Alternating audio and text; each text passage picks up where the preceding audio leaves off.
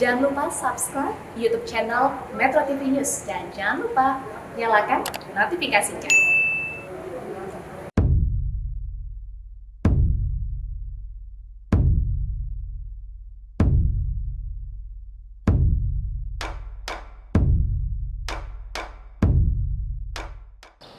Assalamualaikum warahmatullahi wabarakatuh. Alhamdulillahirrabbilalamin. Salatu wassalamu ala asrafil anbiya'i mursalin Sayyidina Muhammadin wa ala alihi wa sahbihi ajma'in, amma ba'du. Pemirsa Metro TV dimanapun saja Anda berada, tanpa terasa kita sudah masuki penghujung bulan Ramadan. Begitu banyak cerita kita, begitu banyak juga pengalaman kita di bulan suci Ramadan ini yang menjadi pelajaran penting bagi kita. Dan apapun yang kita lewati, amalan yang kita lakukan di bulan Ramadan ini jadi salah satu hal yang begitu berharga bagi kita dalam rangka menghadapi perjuangan 11 bulan ke depan. Tapi walaupun ada perasaan sedih, kita juga nggak bisa menghilangkan perasaan gembira juga memasuki bulan Syawal dengan perayaan Idul Fitri. Nah, kali ini di Da'asat On Stage kita akan membahas tentang apa itu Idul Fitri, ya. Bagaimana kita seharusnya merayakan kegembiraan ini walaupun ada kesedihan kita karena berpisah dengan bulan suci Ramadan. Dan seperti biasa hadir bersama kita guru kita Ustadz Dasat Latif. Assalamualaikum warahmatullahi wabarakatuh, Ustadz. Waalaikumsalam warahmatullahi wabarakatuh. Alhamdulillahi rabbil alamin wa bihi nasta'inu ala umurid dunya waddin. Asyhadu an la ilaha illallah wa asyhadu anna Muhammadan abduhu wa rasuluh. Allahumma salli ala Sayyidina Muhammad wa ala alihi wa sahbihi ajma'in. Ibu bapak saudara-saudara sekalian yang insya Allah dimuliakan dan dirahmati oleh Allah Subhanahu wa ta'ala. Alhamdulillah. Dengan bersusah payah, perjuangan yang sangat besar, Ramadan sebentar lagi kita tuntaskan. Ibarat sebuah perjalanan, Ramadan lagi berkemas-kemas, menyiapkan kopernya, memasukkan semua bajunya masuk ke dalam koper untuk pamit meninggalkan kita. Idul Fitri terdapat beberapa pengertian. Yang pertama, 1 Syawal itu kita sebut dengan hari raya. Kenapa disebut hari raya? Karena kita berkumpul untuk merayakan kemenangan kita. Kok kemenangan, Ustadz?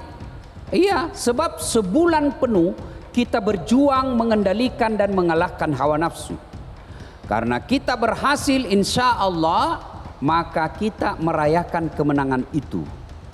Merayakannya tentu bukan dengan berpesta pora. Merayakannya dengan mengucapkan kalimat Allahu Akbar, Allahu Akbar, Allahu Akbar. La ilaha illallah wallahu akbar, Allahu akbar walillahil hamd. Kita merayakan kemenangan itu bukan dengan berpesta pora, bukan dengan berhura-hura, tapi membesarkan Allah. Kenapa? Karena kita sadar tanpa pertolongan, tanpa bantuan, tanpa hidayah dari Allah, Ramadan pasti sia-sia kita lewati. Ini hari raya kemenangan. Yang kedua, Idul Fitri. Hari raya 1 Syawal ini kita juga menyebutnya dengan Idul Fitri. Aid, hari, fitrah, fitri, kembali menjadi suci. Kenapa disebut kembali menjadi suci? Karena selama 11 bulan kita maksiat, kita dosa, kita banyak melakukan pelanggaran. Masuk Ramadan yang disebut salah satu namanya disebut bulan penuh pengampunan, bulan penghapus dosa-dosa. Ibaratnya kita 11 bulan kotor baju. Masuk Ramadan kita cuci, kita laundry, kita bersihkan, setelah itu kita setrika, rapi, bersih dan rapi. Maka disebut Idul Fitri, kembali menjadi suci. Suci dari dosa dan kesalahan. Bahkan ulama menjelaskannya Aidil Fitri sama maknanya seolah-olah kita baru dilahirkan. Dilahirkan bukan dari perut, tapi dilahirkan dari satu bulan yang disebut bulan Ramadan. Hari kelahirannya ini disebut Aidil Fitri, kembali menjadi suci. Nah, pertanyaannya, apakah semua orang yang hidup di satu Syawal itu otomatis dia berhasil menjadi pemenang? Ya, tentu tidak. Hanya mereka yang mengisi Ramadannya dengan amal-amal kebaikan. Seperti yang selalu kita jelaskan, Ramadan itu adalah bulan kursus, bulan pelatihan, bulan ujian. Maka satu Syawal ini adalah bulan penerimaan ijazah. Nah, hari Syawal, satu Syawal, Aidil Fitri, maka kita merayakan kemenangan kita. Bagaimana cara merayakannya? Tadi sudah kita menyebut-nyebut, membesar-besarkan nama Allah. Yang kedua, mengisi dengan kebaikan. Isi dengan kebaikan apa? Dengan apa, Ibu? Bersedekah. Maka Ramadan tuntas, masuk satu Syawal, maka kita wajib membayar zakat fitrah. Zakat fitrah ini prosesnya mengeluarkan harta ataupun beras ya, yang kita makan 4 mud ya, seperti yang kita makan. Tapi hakikatnya sebenarnya adalah kita berkorban untuk membahagiakan orang-orang yang tidak mampu. Karena hari raya Idul Fitri namanya hari raya, harus semua terlibat. Oleh karena dia hari raya, semua harus bergembira. Sehingga wanita haid sekalipun dia tetap dianjurkan ke lapangan. Bukan untuk sholat, tapi merayakan kemenangan, bergembira atas kemenangan kita. Namanya ini milik bersama, kita harus bergembira bersama-sama. Supaya orang miskin tidak bersedih, yatim piatu tidak bersedih karena tidak punya baju baru, tidak punya kue-kue, tidak punya makanan-makanan istimewa, maka kita kasih zakat. Zakat fitrah sesungguhnya itu adalah upaya untuk memberikan rasa gembira, upaya untuk menyenangkan fakir miskin dan anak-anak yatim piatu dan orang-orang yang susah dalam hidupnya. Kita merayakannya dengan berbuat banyak kebaikan. Salah satu kebaikan itu adalah bersedekah, memberikan baju baru kepada anak yatim, memberikan kudung baru kepada janda-janda tua, memberikan beberapa sedekah duit kepada orang-orang yang tidak punya, supaya hari Aidil Fitri itu tidak ada lagi satu umat Islam yang bersedih. Mereka semua bergembira merayakan kemenangan dari hari Ramadan kita. Baik, alhamdulillah. Kita akan lanjutkan lagi, Ustaz, supaya kita bisa memaknai 1 bulan penuh saum kita, ibadah kita dengan baik, dan kita memasuki Idul Fitri juga bukan berfoya-foya, tetapi mencoba mengambil hikmah dan mempersiapkan diri untuk menghadapi perjuangan ke depannya. Tetap di Dasat on Stage. Ramadan ini, selama 1 bulan Ramadan kita berjuang memperbanyak ibadah, hablum minallah kita sempurnakan, hablum minas kita perbaiki. Maka dengan setelahnya, maka kita diangkat derajatnya, naik derajat kita. Derajat kita apa? La'allakum tattaqun. Derajat kita adalah takwa.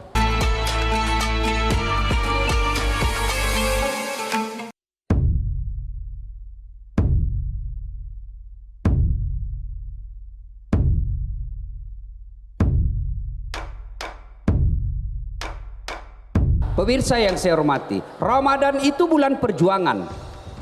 Ramadan itu hari-harinya kita tempuh dengan mengendalikan dan mengalahkan hawa nafsu. Maka masuk Syawal. Syawal itu kalau bahasa Indonesia adalah yang lebih tinggi. Ya, derajatnya yang lebih tinggi. Bisa juga dimaknai adalah yang di atas. Maknanya apa? Ramadan ini selama 1 bulan Ramadan kita berjuang memperbanyak ibadah, hablum minallah kita sempurnakan, hablum minas kita perbaiki, maka dengan setelahnya maka kita diangkat derajatnya, naik derajat kita. Derajat kita apa? Bukan menjadi camat. Derajat kita apa? Bukan menjadi anggota DPR. Derajat kita apa? La'allakum tattaqun. Derajat kita adalah takwa. Ibaratnya andai saja sebuah pakaian, Ramadan itu proses merajutnya. Proses merajut. Kita kasih kancing, kita jahit, ya. Kita kasih kantong, kita rajut baju. Ramadan itu merajut pakaian kita. Maka di 1 Syawal baju kita pakai. Baju itu merajutnya selama Ramadan tadarrus, merajutnya itikaf, merajutnya tahajud, merajutnya witir, merajutnya taubat, merajutnya ibadah-ibadah mahdah. Maka merajut jadi satu baju. Baju itulah yang disebut takwa. Jadi orang yang berhasil merayakan Aidil Fitri kembali menjadi suci itu adalah orang-orang yang memiliki sifat-sifat takwa. Ibu tahu enggak sifat orang-orang yang bertakwa? Tahu sifat orang-orang yang bertakwa? Bu. Tahu? Bu. Ringkasnya takwa itu kemampuan melaksanakan segala perintah Allah dan kesanggupan menghindari segala larangannya. Itu aja. Kemampuan melaksanakan perintah, kesanggupan meninggalkan larangan Allah. Tapi kalau karakternya, pribadinya, sifatnya, takwa itu menurut Imam Bushairi mewakili kata takwa. Dari huruf-huruf takwa itu satu tawadu. Tawadu itu artinya rendah hati. Jadi kalau selama Ramadan kita mampu menghilangkan sifat-sifat sombong kita, maka menjadilah kita orang yang takwa, yaitu tawadu, rendah hati, tidak sombong, tidak meremehkan orang. Maka kalau ibu punya sifat tawadu, banyak duitnya tapi tidak sombong, tinggi ilmunya tapi tidak meremehkan, tinggi pangkatnya tapi tidak takabur, maka percaya ibu telah meraih sifat takwa yang pertama, rendah hati, bukan rendah diri. Tawadu, rendah hati. Yang kedua, taqaf. Apa itu? Qanaah. Apa qanaah? Kemampuan mensyukuri apa yang Allah berikan. Sakit tidak mengeluh, dia bersabar. Sehat sembuh, dia bersyukur. Ya, qanaah itu adalah kemampuan untuk merasa cukup dengan apa yang Allah berikan. Ya. Jadi kalau ibu merasa cukup dengan apa yang Allah berikan, pasti ibu kaya. Tapi kapan ibu tidak pernah merasa cukup, maka pasti tidak pernah menikmati yang namanya kaya. Jadi kaya itu bu, bukan dengan banyaknya harta. Kaya itu seberapa mampu kita mensyukuri apa yang Allah berikan. Masya Allah. Masya Allah. Jadi kalau ibu selesai Ramadan, mulai besok selesai Lebaran, mensyukuri apapun yang Allah berikan, dia tidak pernah mengeluh. Dia selalu mengucapkan alhamdulillahirabbil alamin, alhamdulillahirabbil alamin. Dan yang ketiga, taqaf waw, yaitu wara. Apa itu wara? Kemampuan menjaga dirinya dari hal-hal yang subhat. Apa itu subhat? Kalau bahasa sehari-hari, yang samar-samar, yang abu-abu, yang tidak jelas. Halal haram, halal haram. Maka orang yang mau selamat tinggalkan. Contoh, emas bagi seorang laki-laki. Ada ulama mengatakan haram, ada juga ulama mengatakan halal. Maka orang yang berhasil dalam Ramadan, dia akan tinggalkan, karena kata Nabi, kalau engkau mau selamat, tinggalkan yang subhat. Kita orang puasa bu, jangankan yang subhat, yang nyata-nyata halal saja mampu kita tahan. Air putih halal atau haram? Halal. Siang hari, kita jauhi. Orang yang berpuasa, air putih itu kan halal. Jangankan yang hamar, halal aja air putih kita tidak sentuh ketika belum saatnya. Maka orang yang berhasil meraih derajat takwa, dia mampu menjaga dirinya dari hal-hal yang subhat itu, yang samar-samar. Dan yang keempat, huruf ya, yakin. Yakin bahwa apapun yang dilakukan, dimanapun dia, Allah melihatnya dan Allah mengetahui apa isi hatinya. Kalau ini sudah ibu miliki, maka alhamdulillah ibu sudah berhasil menjadi orang-orang yang bertakwa. Dan orang-orang yang bertakwa itu adalah pakaiannya orang-orang yang berhasil di bulan suci Ramadan. Masya Allah, alhamdulillahirabbil alamin. Jadi semoga kita termasuk orang yang qanaah, orang yang waro, terus apa lagi tadi, tawadu Dan yakin. Yakin, Masya Allah. Ibu bagaimana? Sudah bisa untuk lolos di bulan Ramadan ini? Insya Allah. Artinya orang kaya itu bukan orang yang banyak harta, tapi orang kaya adalah orang yang cukup dengan apa yang dia miliki. Karena dia merasa cukup, akhirnya dia nggak merasa kekurangan. Betul nggak Bu ya? Cukup, misalnya kalau di rumah pas lagi pengen ini ada, pas pengen makan ada. Orang yang tidak pernah merasa cukup itulah yang disebut at-takazur. At-takazur. Berlomba-lomba memperkaya diri, tidak pernah dia bersyukur, lalu dia berpoya-poya, enggan membayar zakat dan sedekah. Allahu Akbar. Oh, na'udzubillah min dzalik. Saya mau ngingetin juga sama pemirsa yang ada di rumah nih Ustadz, Ya. karena sekarang ini kan akhir bulan Ramadan ini, ya, belum masuk Idul Fitri, yang belum bayar zakat fitrah Harus segera bayar. Harus bayar. Nggak boleh Segerakan bayar zakat fitrah. Zakat fitrah itu kenapa Aidil Fitri dengan Aidil Kurban itu beda waktu pelaksanaannya. Ya, betul. Aidil Fitri itu ditunda, diakhirkan waktu pelaksanaannya. Kalau bisa dimundur-mundurkan. Ya. Kenapa? Karena memberikan peluang kepada saudara-saudara kita yang belum menyelesaikan zakat fitrahnya agar selesaikan. Ya. Karena orang yang tidak bayar zakat fitrah ketika dia masuk 1 Syawal, tergadai dia punya jiwa. Allahu Akbar. Beda Idul Kurban. Idul Kurban itu disegerakan, Ya. sholatnya dipercepat. Kenapa? Karena kita mau berkurban setelah sholat. Ya. Kita Maka mau makan kambing, ya kan, bagi-bagi kambing, ya.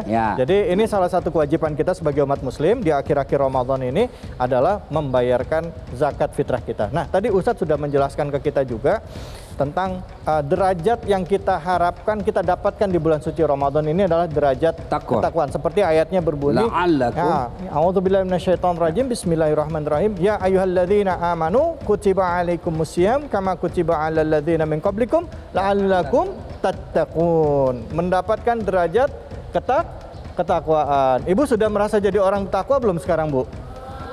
Waduh, berarti belum lulus dong. Lulus percobaan. Baik, kita akan lanjutkan lagi bahasannya ya Ustadz ya. Masih dalam rangka menyambut Hari Raya Idul Fitri. Apakah kita sudah siap? Tapi tetap, walaupun siap tidak siap, kita harus hadapi. Dan yang jelas kita terus berharap semoga kita bisa bertemu lagi dengan Ramadan tahun depan. Dan kesedihan kita pun masih terasa karena harus berpisah dengan Ramadan tahun ini. Tetap di sini, di Dasat On Stage.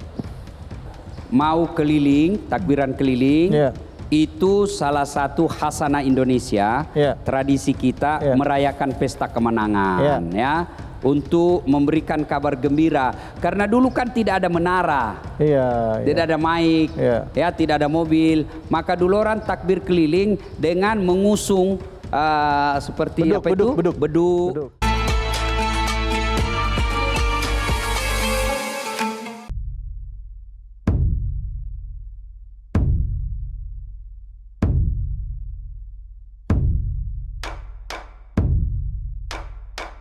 Alhamdulillahirabbil alamin. Tentunya 1 bulan kita sudah berusaha dan mudah-mudahan rapor kita baik. Artinya apa? Mudah-mudahan semua amal ibadah kita diterima. Amin. Puasa diterima, bacaan Quran diterima, terus juga sholat malam diterima. Ngomong-ngomong, sudah khatam Quran belum ini, Ibu? Belum. Ada yang sudah 2 kali? Oh, 1 kali udah ya, alhamdulillah. Nah, mahasiswa saya katakan, saya Ustadz 1 hari 3 juz. Hebat sekali. Hebat. Sudah juz berapa? Dia bilang juz nangka, juz alpukat, juz durian. Itu minuman pas waktu buka puasa. Ustadz, Menjelang akhir Ramadan ini biasanya di akhir itu suka ada keraguan-keraguan antara kita nih Ustaz. Ada yang pernah bilang kan kita punya kewajiban untuk bertakbir, Ya. ya kan? Tapi kapan sih sebenarnya kita itu boleh mulai bertakbir? Ada yang Ya. bilang katanya menjelang asar, ya. Ada juga yang bilang habis maghrib. Nah, kalaupun ada sejarahnya gimana kok bisa ada takbiran Ustaz? Ya, Ya, silakan Ustaz. yang pertama, kapan masa takbiran? Umumnya kita setelah maghrib. Kenapa setelah maghrib? Karena kita menunggu tenggelamnya matahari. Karena pergantian waktu dalam Islam itu bukan pukul 00 malam, tapi kita menjelang maghrib. Itulah sebabnya penentuan 1 Syawal, 1 Ramadan, orang berdiri di ketinggian, pantai, kemudian di pesisir pantai, ya. lalu menjelang sore hari, Ya. menjelang malam, sore hari sampai menjelang. Karena di situ dilihat derajat berapa persen kelihatan matahari. Perbedaan ulama Muhammadiyah dengan NU. Ya, kalau Muhammadiyah pakai teknologi, NU harus lihat kasat mata, dia lihat langsung. Ini yang dicari-cari si hilal ini ya? Ya, Ustaz, si hilal, dia tidak tahu kenapa dia dicari setiap saat. Maka ada yang kenapa setelah maghrib? Karena kita nunggu dulu matahari lihat. Ada juga menjelang asar. Ya. Setelah asar, karena ya. dianggap bahwa sudah mau masuk menyambut Ramadan, 1 Syawal. Nah, sekarang ditanya tadi sejarahnya takbiran. Sebenarnya sejarah takbiran ini sangat erat dengan pelaksanaan ibadah haji dan keluarga dari Ibrahim alaihissalam. Ya, Ibrahim alaihissalam mimpi kan? Ya, Ibrahim, kau potong itu anakmu. Wih, bangun Ibrahim. Ya, itu terjadi pada tanggal 8 Zulhijjah. Ya, Ibrahim berpikir-pikir inilah disebut hari Tarwiyah. Ya kan? Tanggal 10 Zulhijjah, mimpi lagi. Wah, bangun Ibrahim, potong anakmu. Kau pernah janji kalau ada anakmu kau potong. Sekarang kau punya anak namanya Ismail, potong itu. Bangun Ibrahim. Maka setelah malam kedua mimpi, Ibrahim yakin bahwa ini bukan mimpi, ini wahyu. Maka tanggal 9 Zulhijjah disebut hari Arafah, yaitu hari yakin bahwa apa itu perintah Allah. Dia yakin. 10 Zulhijjah, Ibrahim panggil anaknya, Mail. Nabi Ismail. Sini dulu nak. Saya diperintah Allah untuk menyembelih kamu. Menurutmu bagaimana? Kira-kira kalau anak-anak milenial ditanya, nak, saya bermimpi diperintah Allah menyembelih kamu. Menurutmu bagaimana? Kira-kira apa jawaban anak-anak kita di rumah? Bapak nggak mau. Kenapa saya? Nenekku aja yang sudah tua. Itu anak-anak pintar tapi kurang ajar. Tapi Ismail alaihissalam menjawab, Pak, kalau ini perintah Allah, laksanakan. Insya Allah Bapak akan mendapati saya menjadi anak yang sabar. Sudah. Lalu setelah itu dibujuk ajak anaknya. Nah, maka tanggal 10 Zulhijjah itu disebut hari An-Nakhar, hari membayar janji, hari menunaikan nasar, janji kita. Sudah. Begitu menuju Ibrahim bersama Ismail, wow, kepanasan setan. Wah, tidak ada teman kita nanti di neraka ini. Dia bujuklah itu. Ibrahim, Baim. Ibrahim. Kau baliklah lihat itu anakmu. Puluhan tahun kau harap, lagi lucu-lucunya. Masa kau mau potong? Ibrahim jengkel, tidak banyak bicara, dia ambil batu. Dia lempar itu. Bah! Kena kepalanya. Dak! Lari sampai Tangerang balik lagi. Ya kan? Sampai Tangerang. Gagal membujuk suaminya, dia datang ke istrinya. Jar. Hajar. Kau tahu enggak mau dibawa kemana itu anakmu? Bawa jalan-jalan. Bodoh. Dia mau potong. Masa? Iya, kenapa bisa? Katanya perintah Allah. Siti Hajar katakan, kalau ini perintah Allah, jangankan anakku, saya juga siap dipotong. Ambil batu dilempar, pak! Kena kepalanya. Sampai Bogor, balik lagi. Dia datang ke anaknya, Ismail, kau tahu? Baru mau bicara langsung, banyak bicara di situ, dilempar kena matanya. rusak matanya itu jin, iblis satu, setan satu. Di kampungku namanya picok. Nggak tahu apa bahasa Indonesianya picok. Picek. Ya itu ya yang rusak matanya satu. Matanya picek. Ya itulah. Maka Ibrahim mengambil anaknya, dia baringkan anaknya, lalu dia tutup matanya. Sebelum dipotong, dia kata Ismail, Pak, pece. Papi. Sebelum engkau potong saya ada permintaan. Apa? Tolong ikat tanganku supaya saya tidak meronta-ronta. Tolong tutup mataku dan matamu supaya kalau kau lihat saya, kau tidak akan mampu menyembelih saya. Apalagi, tolong baju yang saya pakai jangan kena darah supaya bapak ibuku tidak melihatnya lagi. Tolong pakai pisau yang sangat pedih, yang sangat tajam supaya saya tidak lama menderita. Baik, diikatlah, diarahkanlah, dipotonglah, sembelih.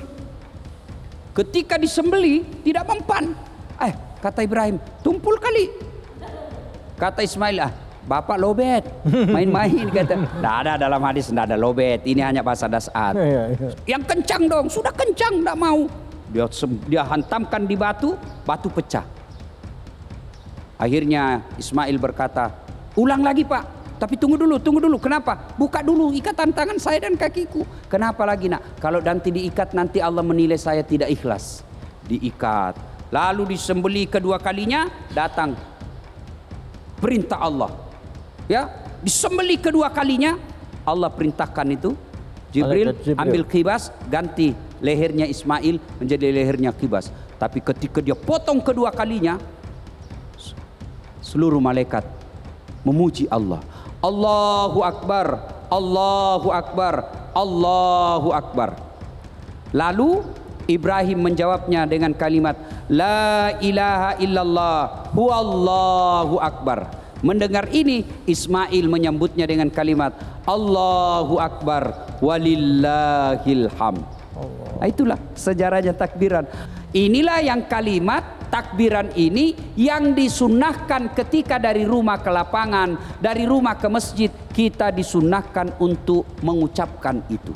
Ustadz, tadi Ustadz menjelaskan tentang takbir dan sejarahnya. Sekarang tempatnya takbiran Ustadz. Artinya begini, secara tradisi kita kan juga mengenal takbir keliling Ustadz. Ya.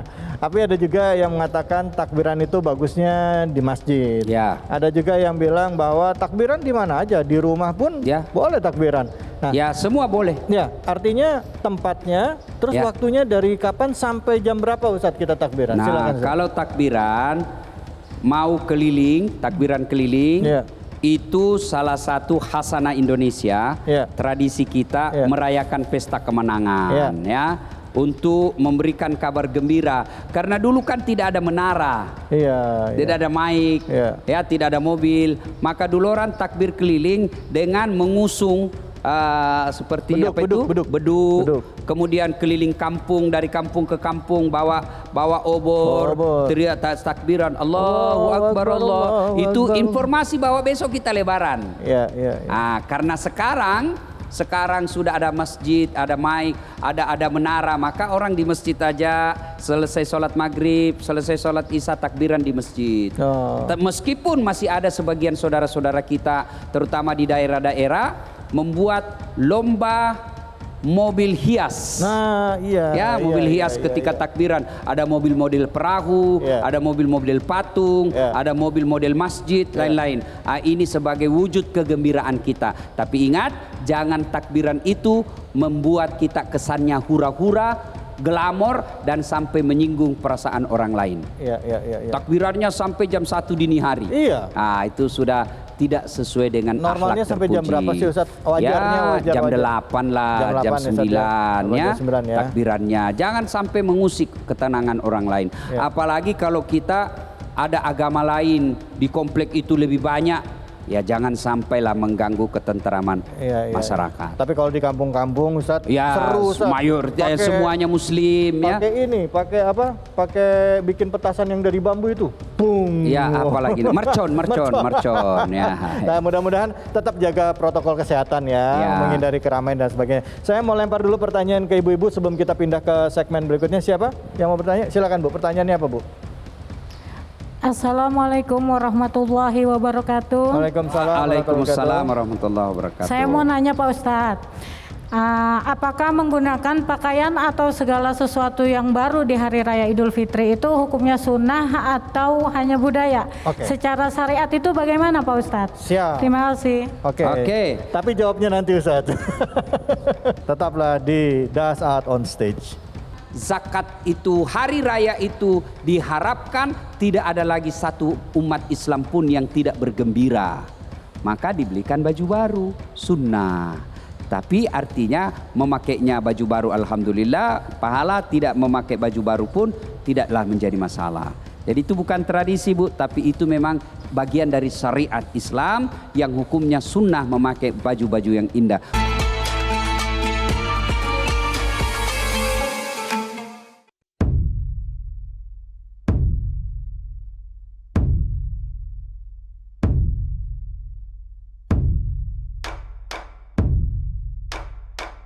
Pertanyaan tadi benar-benar menggugah kita juga karena memang ada tradisinya beli baju baru Ustaz. Nah sekarang itu pertanyaan Ibu, Hari Raya Aidil Fitri sunnah memakai pakaian yang baru. Saya tidak punya baju baru Ustaz karena saya miskin. Itulah wajibnya orang kaya memberikan baju baru buat orang miskin. Supaya apa? Pada 1 Syawal hari kemenangan itu tidak ada satupun umat Islam yang tidak bergembira. Kenapa kita bayar zakat akhir-akhir Ramadan? Jangan pada 1 hari Ramadan 1 Syawal itu. Karena diharapkan ibu-ibu, orang-orang miskin, anak yatim piatu, kaum duafa tidak punya duit. Dengan menerima zakat dia punya duit, maka duit dari zakat itu dibelikan baju baru. Intinya zakat itu, hari raya itu diharapkan tidak ada lagi satu umat Islam pun yang tidak bergembira. Maka dibelikan baju baru, sunnah. Tapi artinya memakainya baju baru alhamdulillah, pahala, tidak memakai baju baru pun tidaklah menjadi masalah. Jadi itu bukan tradisi Bu, tapi itu memang bagian dari syariat Islam yang hukumnya sunnah memakai baju-baju yang indah. Bahkan surah Al-Jum'ah, kau datang ke masjidku dengan berpakaian yang indah. Nah gitu ya Bu ya. Jadi pakaiannya yang bersih, yang paling bagus yang ada. Nah syukur-syukur buat yang punya kelebihan rezeki, bagi-bagi dong. Ya. Kan? Misalnya saudara-saudaraku yang tinggal di Jakarta, yang tinggal di Jawa, kampung halamannya di Sulawesi, kalau mudik, sekarang kan dilarang mudik. Mudik itu bisa 20 juta PP ongkos pesawat, maka yang 20 juta itu transfer ke kampung, bagi-bagi baju baru. Saudara-saudara kita yang di kampung. Maka seminggu, sepekan sebelum hari raya kita minta telepon saudara kita yang di kampung, siapa di situ yang fakir miskin, janda-janda tua, kaum duafa, saya mau belikan baju baru. Tanya sekalian dengan size-nya, ukurannya, atau duit aja saya kirim. Biarlah mereka yang membeli baju sesuai dengan seleranya. Tapi ingat, ketika anak kita mau beli baju baru Ramadan Idul Fitri ini, jangan biarkan dia beli sendiri. Terutama anak-anak SMP, SMA, temani Bu. Kenapa? Saya takut, khawatir nanti dia beli baju yang kelihatan auratnya, sehingga hari raya bukannya dia menutup aurat, maka dia pamer-pamer auratnya. Itu yang dibahasakan oleh ulama kita, yang seperti saya katakan tadi, Ramadan itu merajut baju. Pas 1 Syawal dia buka kembali bajunya, dia kotori kembali, dia robek-robek kembali. Itulah orang yang merayakan Idul Fitri dengan berpesta pora. Jangan sampai Ramadan kita cuci baju, 1 Syawal kita celupkan kembali ke got baju kita sehingga kotor lagi. Jangan sampai seperti itu. Seperti itu. Aduh, jangan sampai ya. Itu namanya melakukan perbuatan yang sia-sia. Nah. Silakan, ada lagi yang mau bertanya, Ibu? Ya, silakan Bu. Assalamualaikum warahmatullahi wabarakatuh. Waalaikumsalam. Nama saya Dede Pak Ustadz. Saya mau bertanya, bagaimana agar kita tetap istiqomah dalam beribadah seperti di bulan Ramadan? Terima kasih. Ya, istiqomah itu tetap menjalankan apa yang kita lakukan, kebaikan-kebaikan. Apa caranya? Bu, Ramadan puasa kan? Supaya istiqomah, lepas Ramadan biasakan lanjut dengan puasa Senin Kamis. Tuh, Ramadan kita taraweh, sholat lail namanya, sholat malam. Maka jangan sampai ibu mau istiqomah, Syawal tetap taraweh. Itu gila itu. Karena tidak boleh lagi tarawih. Tarawih hanya bisa Ramadan. Lalu sholat lainnya kita ganti dengan apa? Maka ibu lanjutkan dengan sholat tahajud. Witirnya tetap dipelihara. Ramadan kita tadarus. Maka lepas Ramadan supaya tetap istiqamah, tetap tadarus, tetap baca ayat suci Al-Quran. Ramadan kita banyak berzikir. Keluar Ramadan tetap kita pelihara zikir itu, ya. Itulah dengan istiqamah, tetap menjalankan ibadah-ibadah di luar Ramadan dengan catatan jangan melaksanakan ibadah yang waktunya hanya di bulan Ramadan, yaitu tarawih, tidak bisa lagi, ya. Wallahu alam. Masya Allah. Nah, sekarang bicara Ustadz tadi sudah bertanya tentang bagaimana menjaga konsistensi setelah Ramadan. Nah, sekarang bicara sunnah-sunnahnya dong Ustadz. Artinya nih seringkali pada saat menjelang Idul Fitri, sholat Id, ya, ada sunnah-sunnah yang mungkin dicontohkan oleh Rasulullah. Ada nggak yang bisa kita perhatikan? Sunnah-sunnahnya apa? Satu, memotong kuku. Nah, ya. Sunnah. Apalagi memotong kumis, memelihara jenggot. Memelihara itu bukan berarti dipanjangkan.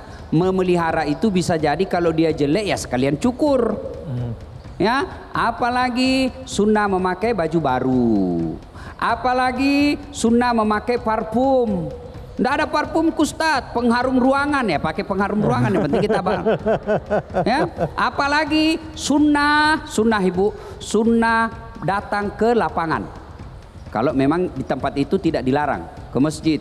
Nah, ketika menuju ke masjid disunnahkan takbiran. Allahu Akbar, Allahu Akbar, Allahu Akbar. La ilaha illallah, Allahu Akbar. Allahu Akbar walillahil hamd. Apalagi sunnah membawa duit-duit baru untuk bersedekah.